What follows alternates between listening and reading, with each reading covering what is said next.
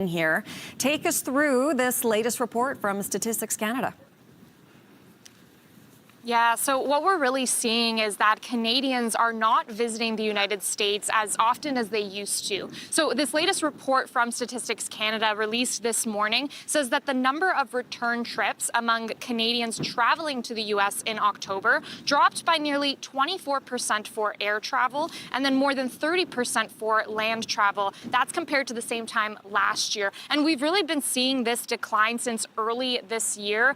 This, of course, tied to the souring relationship with the United States because U.S. President Donald Trump launched a trade war, has also been referring to Canada as the 51st state, which has really left a bad taste in people's mouths. We've heard from Canadians who are boycotting travel to the U.S., and that's really costing the United States. When we look at a recent U.S. Travel Association report, it estimates this year America will see a 6.3% drop in international visits and a 3.2% decline in international tourism spending. That's a loss of $5.7 billion compared to last year, and this is largely being driven by fewer Canadians.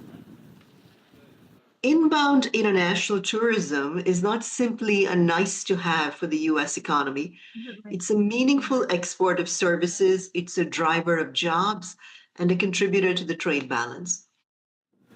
So as we were just hearing there, with losses potentially in the billions for the U.S. tourism industry, how are businesses south of the border that rely on Canadian tourists, how are they managing?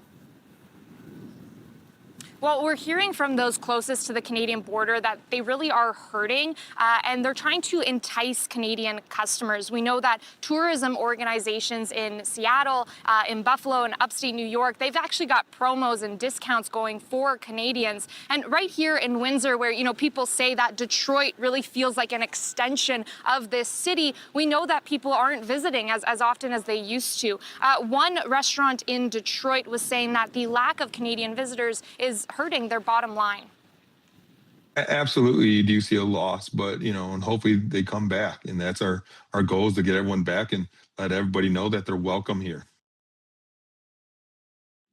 Now, experts do expect travel to bounce back to the U.S. next year. That's because they're hosting the FIFA World Cup. It's also the 250th anniversary of U.S. independence. But really, time will tell if those events are enough to give Canadians a change of heart. Okay, Jennifer LaGrassa, thank you for this.